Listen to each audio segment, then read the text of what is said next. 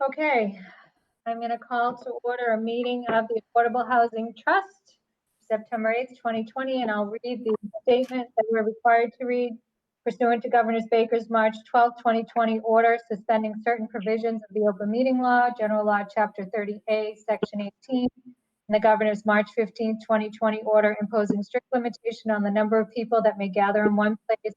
This meeting of the Affordable Housing Trust will be conducted via remote participation to the greatest extent possible. Specific information and the general guidelines for remote participation by members of the public and/or parties with a right and a requirement to attend this meeting can be found on the town's website at www.northandoverma.gov. For this meeting, members of the public who wish to listen to the meeting may do so on their televisions by tuning to Comcast Channel 8 or Verizon Channel 26 or online at www.northandovercam.org. No in-person attendance of members of the public will be permitted, but every effort will be made to ensure the public can adequately access the proceedings in real time via technological means. In the event we are unable to do so, despite best efforts, we will post on the Town of North Andover website an audio or video recording, transcript, or other comprehensive record of proceedings as soon as possible after the meeting. Okay, hi Roger. All right, so first item on the agenda is to approve the minutes of June 30th. Somebody want to, we all set with those? Somebody want to make a motion? Sure, I'll make a motion. I move we accept the minutes as distributed with the agenda for the June 30th meeting. I'll second that. This is Rob. Okay, and let's do a roll call vote. Dick? Richard Valancourt, yes. Rob? Yes. George? Yes. Joan? Yes. Chris? Yes. Roger? You're on mute. Yes. Okay, and I am a yes, so unanimous.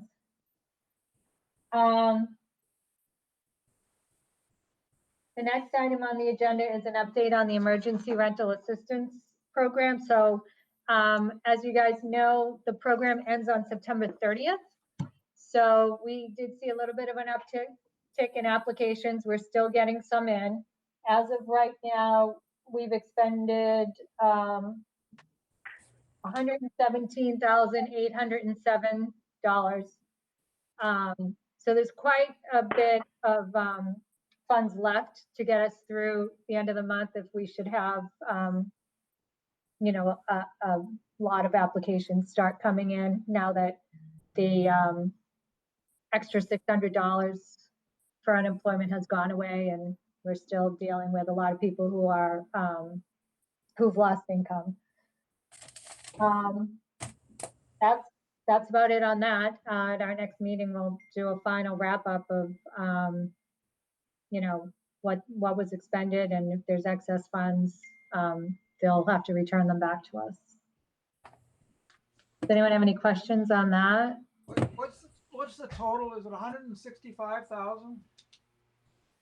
What's the It was- total funds? It was that a can be- total of that we voted. Yeah. It was a total of 200, but from that you also have to deduct their fee. That was 3%, I believe, right? The first round was, but then the second round we upped it. Yeah, Okay. 7.5%. The first 100,000 was 3%. The second was 10, because then it kind of balanced it out to a 7% or something like Yeah, that. that's right. So that'll come out of the funds that we had voted on. So we'll have them present us with an accounting and everything after the 30th. Any other questions? No. Good job. Laurie, this is Chris. I know this is an emergency program, and you know we decided to have it run until September. I'm just wondering if there's any interest in exploring the possibility of extending the program if you know there is an uptick of applications that come in towards the end of this month. You know, as you noted, unemployment insurance benefits have ended fairly recently. So I'm just wondering if there may be a demand for extending the program. I think HUD had recently, in some of the federal programs, had said that initially emergency was 3 months, but for the federal programs they can understand an extension up to 6 months. Not suggesting that we extend or even explore going 6 months, but even another month if it turns out that there is demand during this month. But I thought it was a total of 6 months, which is what we've done. Oh, You know what I mean? Because we started in March, right? And we started it with 3 months, and then we had originally had it expiring in July. I'll have to go back and look at the dates. I know that we didn't want to go further than 6 months because we thought that it would be looked at as not an emergency program. yeah. Sorry, I had my dates mixed up. I thought it was about 4 or 5 months, but my apologies if I'm getting the length mixed up. You might be right. I have to look at the beginning, what the start date was that we originally had. Yeah, I'm just wondering, if even I can understand 6 months being a good time limit, but given that the crisis is kind of, the emergency order is still in place, folks are still having trouble, I would imagine, finding jobs. So, even though 6 months is a pretty long period, I think the emergency, despite the fact that we're funding for up to 6 months, should last based on kind of the state of the economy. And I'm just wondering if we might be able to get some guidance offline, and perhaps we can have a subcommittee, which I'm happy to be a part of, to see if other organizations or other even housing trusts are thinking about this. I think Chris has a good thought here, a really good thought, and maybe we can look at it. We're a fairly flexible board. Maybe we can look at it extending it month to month, depending on how long the finance is, so the funding holds out. I mean, so if we look at the end of the 6 months, Laurie, what are we going to look like out of that 200,000 we originally funded it with? Of course, taking off the amounts that we had to pay in fees. How much would we have left at the end of the 6 months? Is it worth trying to see if we could extend it? Would we be able to continue to provide help for people if we were able to extend it a little bit longer? I mean, or even look at a month-to-month program? Well, as Chris said, we're still in the throes of COVID. There's still so many people out of work. It's something that I think. No, I think it's a good idea. I just want to make sure that we're not getting ourselves into trouble with having a program. So I guess my question would be, is it the program that shouldn't be longer than 6 months, or is it the assistance? Because we're only giving 3 months of assistance. Oh, yeah, that's a good point. I use that. I mean, if it's not they originally had told us don't make your program longer than 6 months because it would be viewed as a long term. But now that I'm thinking about it, were they really intending it that you can keep your program going as long as you're not giving more than 6 months of assistance? So I guess we'll have to look into that. how would the funding look, Laurie, at the end of the 6 months, at the end of September, and what would we look like? How much of that 200,000 would still be available? I'm going to guess that if we, well, we've got what, 3 more weeks? I would say we're going to probably have at least 50,000. And of course, that's a rolling application program too. So if somebody came in August and filled out the forms in August, then they're going to go until December, right? So it's a rolling program. Right. So like the most recent applications, but it also can go back too. So if they've been behind on rent, like one of our recent ones just paid August, so August, September, and October. I see. If somebody, puts in an application next week and they've been keeping up with their rent, but they know next month they're going to be in trouble, it could be October, November, December. Gotcha. So, I mean, if you don't want to delay and everybody's in agreement, if you want to vote to extend it pending confirmation that we actually can extend, I'm okay with doing that, or we can bring it back to another meeting after we have the information. I mean, I guess we could always extend it, the last week in September, meet again the last week in September. It doesn't expire until September 30th. October 7th would be 6 months. We had the agreement signed with Greater Lawrence Community Action Council on April 7th.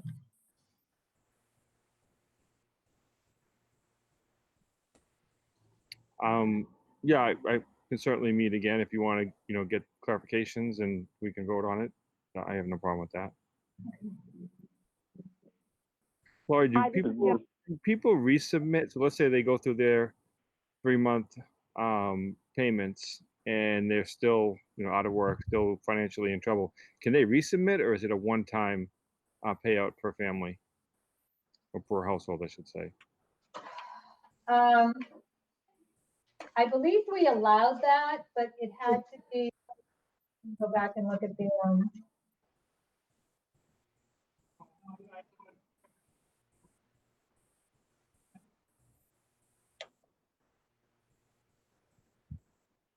actually, no, you wouldn't be able to, because we had a maximum amount of 3,000.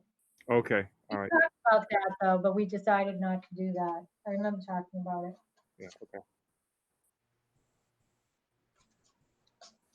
Okay, so I can look into, I can ask Mass Housing Partnership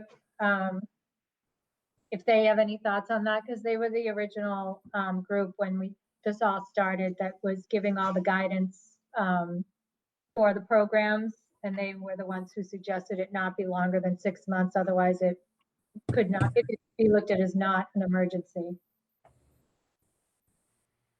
But I guess at that time, I mean, you make a good point. At that time, nobody thought we would still be in this state Right. of emergency that we're in. So can I ask? My thought was, everybody hear? Oh, go ahead, Joan. Thank you.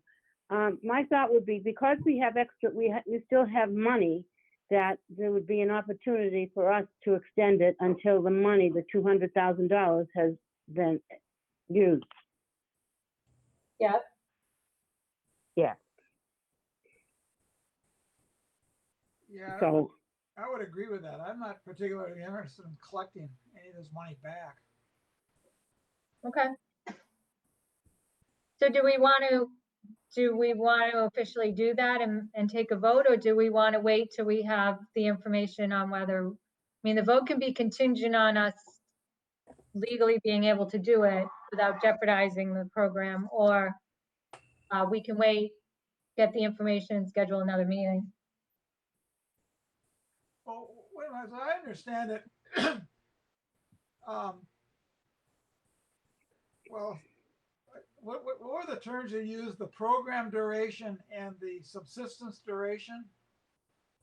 The subsistence duration has a limit of either 3 months or 6 months, and I'm not suggesting we change that.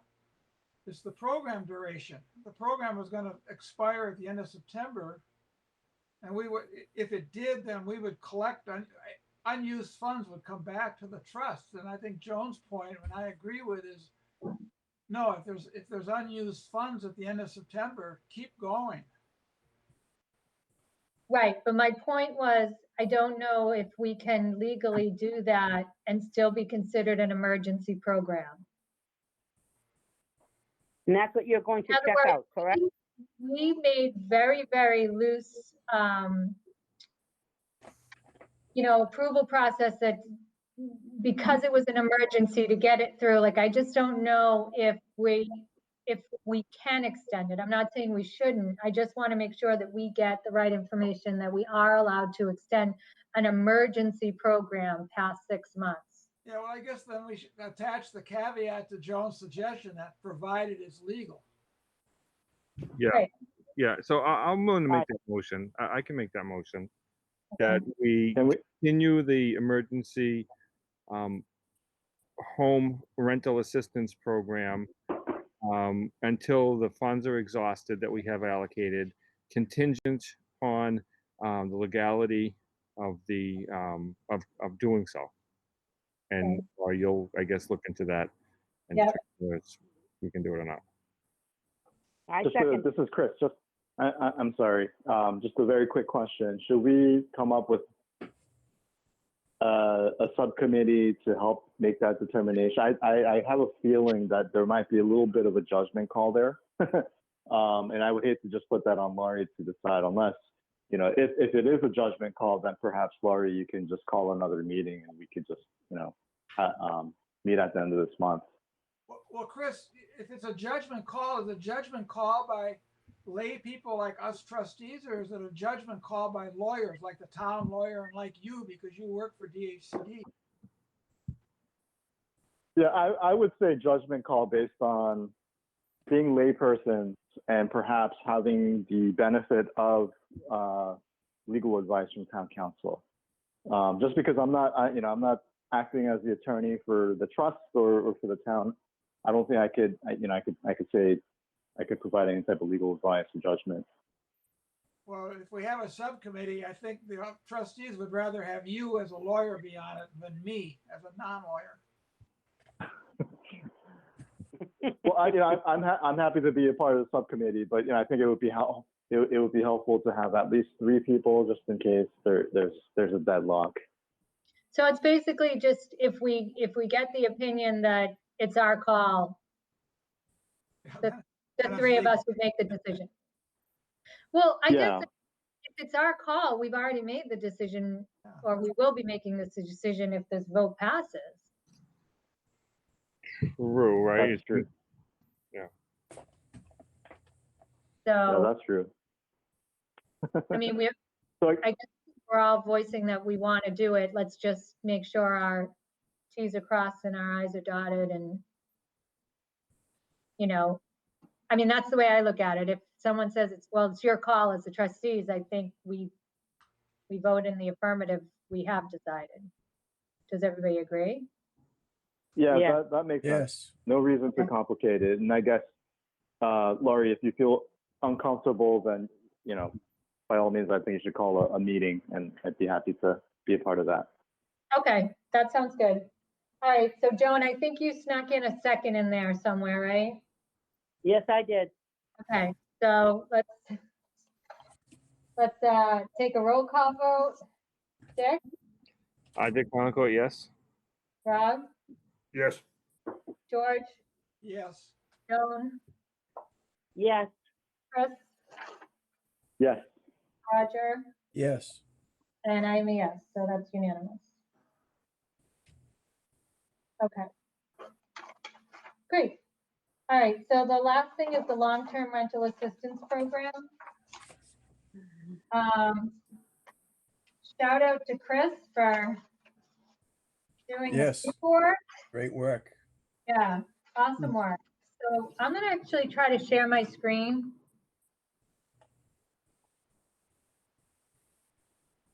If I can figure it out. Oh, look at that. No.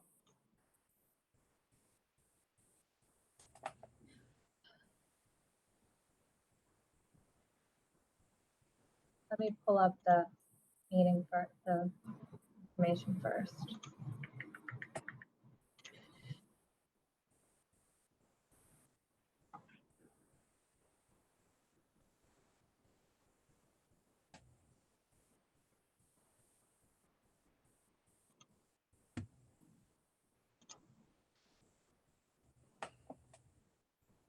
Oh, that's not working. Oh, I know why. I have a dual screen.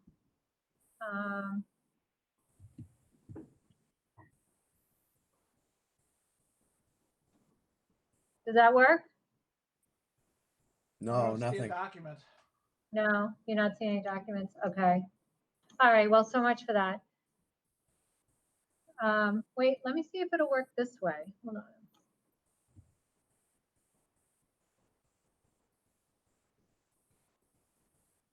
Ah, there it is. Now, can you see it? Yes. I had it on the wrong screen. Yes. Okay. So this is our red line version. Again, thank you to Chris. You did an awesome job. Sure. Thank you for everyone's patience. It took me a while to get there, but Yeah. So just a little background, what we did, what Chris did actually is I gave him the documents that we currently have with Greater Lawrence Community Action Council and the North Shore Home Consortium. So we have a 3-party agreement. And basically we just took that and took the North Shore Home Consortium out of the agreement. So we made it into an agreement just between us and Greater Lawrence Community Action Council. So that's why you see some of the attachments were referencing home and things like that. But I think that it's a good model, and it's one that we're currently doing, and it's one that Greater Lawrence Community Action Council is familiar with, so they should have no problem with this agreement because it's basically the same thing. So I don't know, I guess we can, if anyone has any questions, if you're able to take a look at it.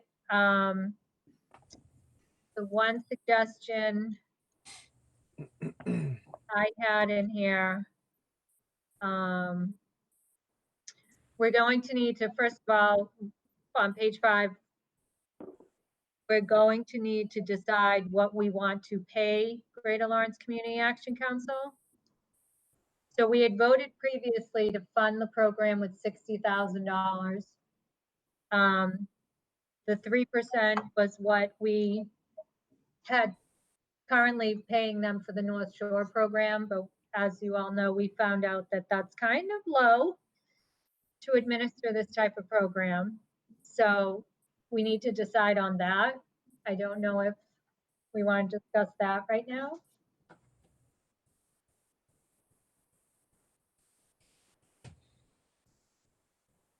Everything that that I've seen anyway is, 10% seems to be a fair percentage for these programs. I know, I think I forwarded you all an email a while ago from Shelley at MHP who said that it goes anywhere from 10 to 20%. So I don't know what everybody's thoughts are on, we can get this part of the agreement settled.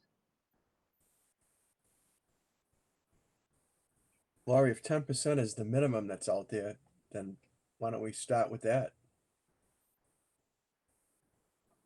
Yeah, I mean, be $6,000. Yeah. I agree. So do you want to make a motion and then discuss it? If there's more discussion?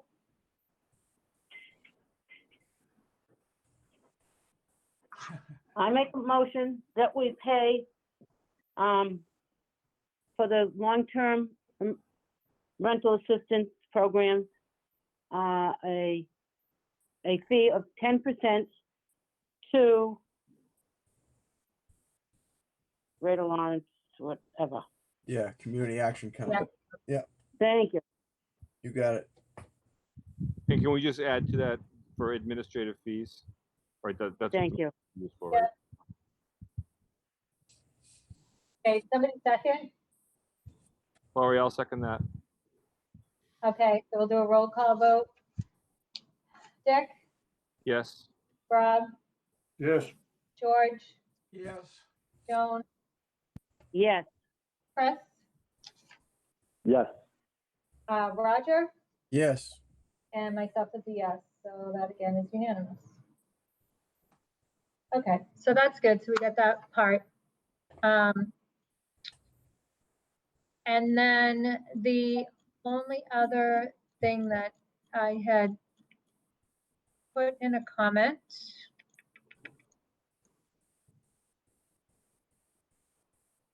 So Chris had commented on this section. I think we can just delete it. Can everyone see that, section 3? Let me see what page it's It's too small. Can you wait a second? Yep. This is paragraph 3 under which section? Is it under miscellaneous or, wait a minute. So we're on page 10. Number 7, it says section 3 requirements.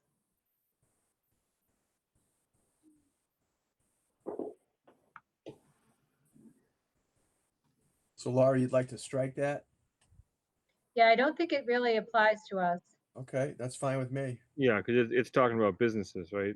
Right. Yeah, strike it. I'm in favor of that. I'll make a motion that we, George, you all set? Did you get a chance to read through it? Yeah. Okay. Section 3 requirements, you said, right? Yeah. Correct. So I'll make a motion that we strike paragraph 7 on, what section, is this a section, Laurie? No. What's other requirements? Okay, so strike paragraph 7 under other Well, requirements. actually, you know what, Dick, if you want to hold off a second, we can just make a motion to accept the entire agreement when we're done. Do you want to do that? Sure. Oh, Okay. with the edits, I see what you're saying, okay, Yeah. gotcha.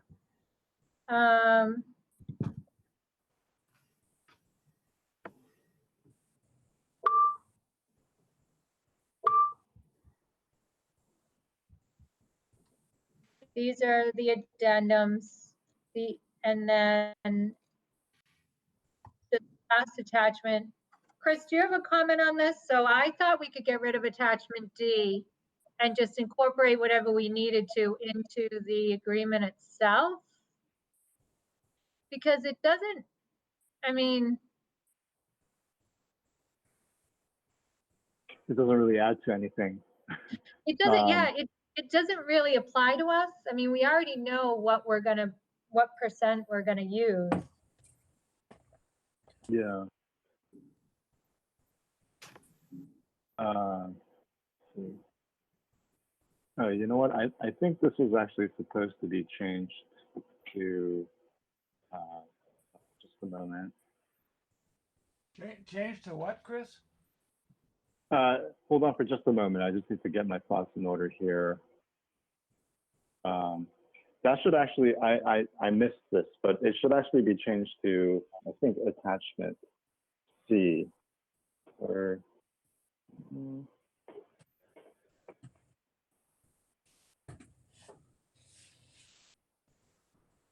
yeah, I'm sorry. Attachment D, I think you're right, Laurie, because I think it should be removed.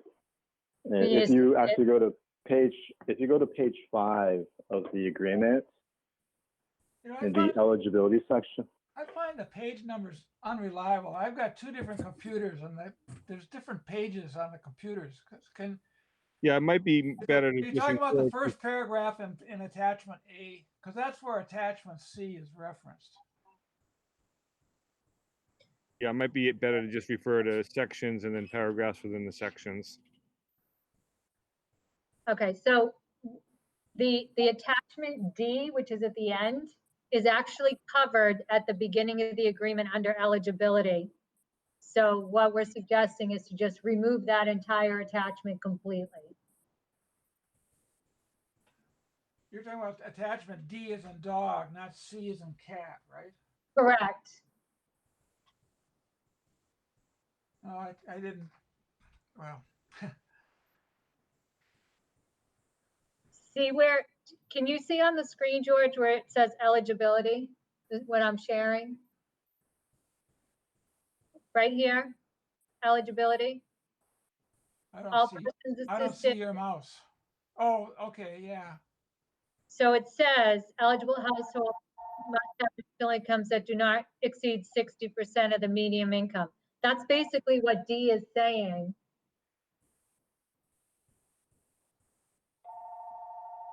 Yeah, and what we're saying also is that income eligibility is not in accordance with the home program, but in accordance with the CPC program, right? So Right. And attachment so- D, Yeah, is the federal regulation for home, but since that's not applicable with your proposed change, Laurie, then it doesn't make sense to have that exhibit or that attachment. Correct. So yeah, I would agree with that.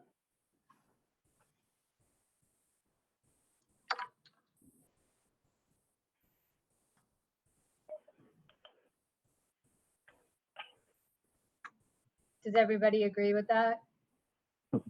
Yes. Rob says yes. It's fine with me. Do you get it? Are you good, George? Yeah, I mean, I don't have any basis to question this, so I'm sure. Okay. And then just the attachment E, which will change to D, E and F, those, we'll update those with 2020 All right. numbers. Just, I hadn't pulled them off yet. So if everybody thinks that it looks good, Chris, do you have any other comments? No, I don't.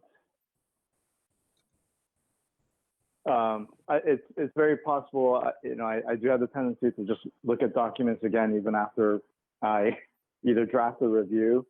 There could be some just kind of, I guess, cleaning up Yeah. that we need to do to the agreement. But I think content-wise, I think this all makes sense.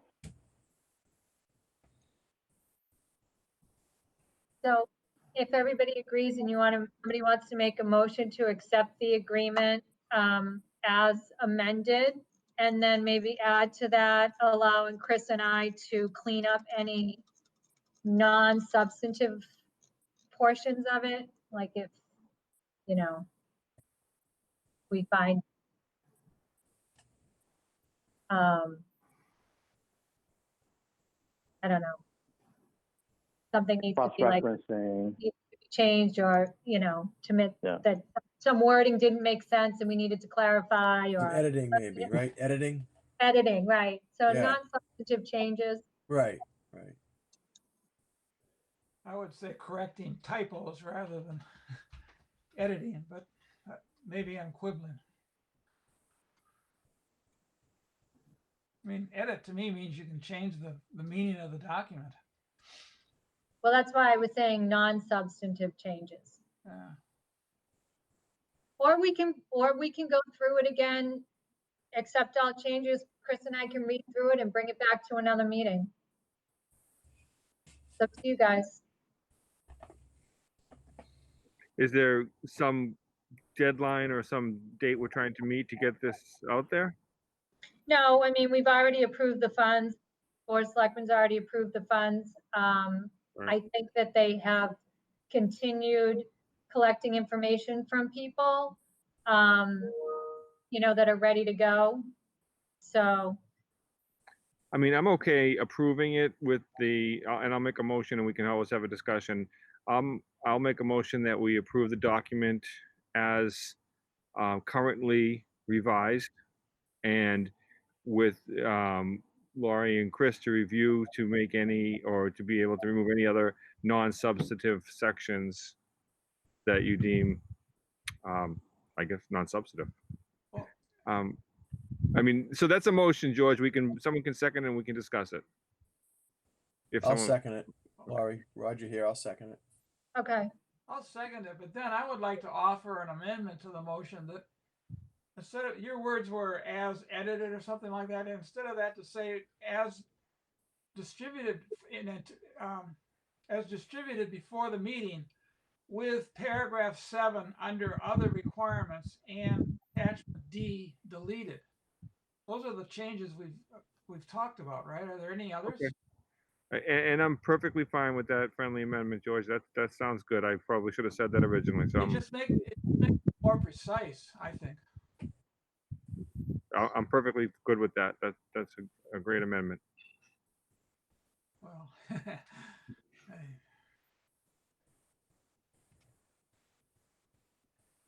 So Laurie, do we have to? So I guess I'll make a motion that we accept George's amendment. And do we have to second that and vote on that as well? Now let's just do the motion. where Okay, I've got with the amendment, with the amendment. paragraph 7 and deletion of addendum. Right. Um, And Roger seconded it. yeah, Correct. Technically, they're attachments, not addendums, but I thought you said you weren't a lawyer. I'm not, but when I worked, we had to do a lot of document review for the Department of Defense. This was defense work. Ah, that's gotcha. fine. I can make it an attachment. So, all right, so any other discussion? We ready for a vote? Yes. Yes. Dick, Yes. Rob, Yes. George, Yes. Joan, Yes. Chris, Yes. Roger, Yes. and I am a yes. That's good. So what we'll do is, Chris and I'm gonna just accept all the changes to the document. And then Chris and I can review it. And if something comes up that's even borderline, then we'll just recall a meeting and, you know, otherwise I don't expect there to be anything else that would come up. That's not typographical or non-substantive. Make Lori, sense? what I'd like to suggest is that after the meeting, you make the changes and then send out another document, a Word document, such that if we accept all changes in that Word document, we'll have the document as it's intended or as it exists. And then give us a day to see if there's any typos. To tell you the truth, I thought I found a couple typos when I was looking at the document on another computer, but then when I opened it up on again, the document appeared different. And I'm not sure those typos are still there. I never accepted all changes. I just So you don't want Chris and I reviewing for that? no. Well, you can review it, but if I don't George, want, I don't think there's any, George, we can't get into a situation where we're emailing back and forth changes to the document. well, That's but I my haven't- only can't you concern. I'd accept? rather call a meeting. Can't you accept suggestions? No. I have a not suggestion. meeting. I can, what Laurie? I'll do is I will send the document out to everybody. I'm gonna accept all the changes and I'll send the clean version out to everybody. But I can't have people emailing saying this needs to change and this needs to, that's a violation of the open meeting law. Right. So Good point. we would need to call another meeting unless you're gonna allow Chris and I, which the vote just did, to make those changes. And then at our next meeting, if something comes up, what we can do is, if something comes up, we can put it on the next meeting again, if you see something that is glaringly wrong. Well, Does that make sense? yeah. Okay. I think that makes sense. And, you know, George, I think that way, if you do see some issues, then, you know, all we need to do is just recall another meeting. I imagine that there are going to be corrections that need to be made anyways, minor edits here and there. So better to, you know, I think better to err on the side of caution than not. And as Larry said, the funds have already been approved. I think this is just more housekeeping, right, in terms of getting the grant agreement ready. I don't think they're issues. I think there's a possibility for typos. And but typos don't kill a document. Everybody can live with them. So okay, I won't email if well So George, I'm fine, if we want to amend the motion and you and Chris want to do the document, I'm fine with that. no, I think you, I know what your concern is, but I thought we addressed it by having Chris and I. yeah, no, I don't have any concerns with you and Chris being a subcommittee, and yeah, we'll just leave it up to you. Okay. one other thing I did want to bring up on this was, as I was doing research, there was a question, and I believe Rob had brought this up when we first started the emergency rental assistance program, was, are we even allowed to do this as a trust? This long-term rental assistance program. And it was never really a question in my mind, because I know in the past, other things have been done that were similar as far as supporting affordable housing. So the CPC per statute does allow rental assistance programs. That's already known. But the question is, can the Affordable Housing Trust run that program? Because in the Affordable Housing Trust statute, it doesn't say support. It says create and preserve. The CPC statute is create, preserve, and support. So the question is, since we're using CPC funds and we're doing it as a grant, are we okay? And I think we are, because I know there's other trusts that do this, and I know MHP has promoted this, but I just want to verify that and get a legal opinion. And I'm wondering if the rest of you agree with me on that.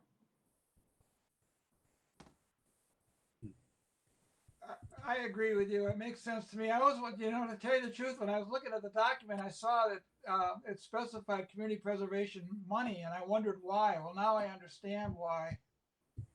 And yeah, it sounds like that's something we really have to do. Okay. So I'd like to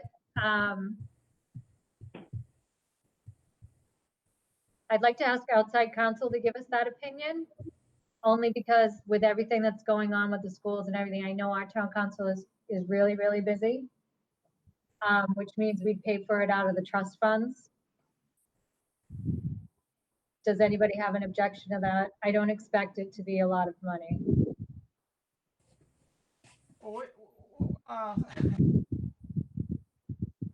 You mean because she's busy, we have to pay to use her services? I mean, this is legitimate town business, isn't it? No, It's No. not town, it's not town business. She can give us a legal opinion. I was just trying to. You're trying to get it done faster, right? You were trying to. I was trying to get it done so we can get the program off the ground. She can certainly give us an opinion. It may take a little while because there's a lot going on in town right now. So George, to clarify, the payment would be to outside counsel. We wouldn't be paying to use our town attorney. Oh, okay. It would be for the Yep. outside counsel. We often get, we occasionally will get opinions from outside counsel on certain things. Well, if we put it on her desk and it takes her a long time to get to it, how does that hurt us? I mean, we want the program to go forward. We don't want a lawyer to step in and say this is illegal. So what's the matter with waiting a long time to get an opinion that it's potentially illegal? I don't think we can be sued for negligence. We put it on her desk. We asked for an opinion. Okay. Well, I'm just speaking. I think it might be, this is Chris. I think George makes a great point. But it might be beneficial to even, if we're looking at outside counsel, we don't necessarily have to hire them without getting a quote at least. And it may be beneficial to consult with an attorney who might actually be an expert or more focused on affordable housing trusts. I don't know, Laurie, if you had someone in mind.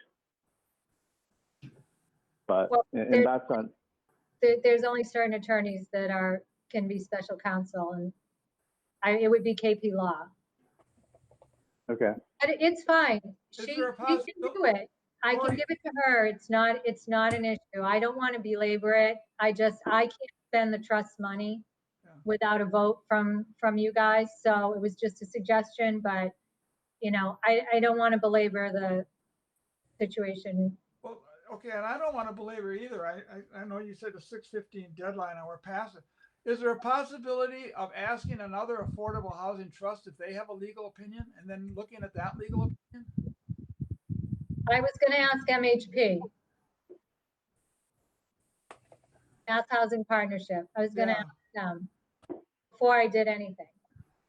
Well, that sounds like a great idea, and that would avoid saving money. I just I just would rather see money go to help a tenant than to pay a lawyer. All due respect, Chris, but I don't want to be a pain or prolong this discussion. So that's my last word. I won't say anything more. Okay. That's fine. It doesn't matter to me one way or the other. I just want to get the program running. So, that is it. That's all I have, unless anybody else has any questions or anything on it. I'm good. Well, do you need any kind of a motion on this business, Lori, or we're just gonna? Nope. Okay. I'm sorry. This is Chris. I don't want to belabor either, and I know folks need to go. But I mean, what kind of weight do you anticipate, Laurie, if we ask town council to weigh in on this? Because if it's another 2 or 3 months, I don't expect it would take that long. But I mean, it's possible. Then it might not be worth waiting that long for advice. No, it wouldn't be like that. No, Okay. no. She'll probably be able to get it done in the next 2 weeks. Oh, Oh, okay. I mean, I think in that case, we probably can wait. It's probably going to take us that long anyways for you and I to look for typos on the agreement. So, Okay. yeah.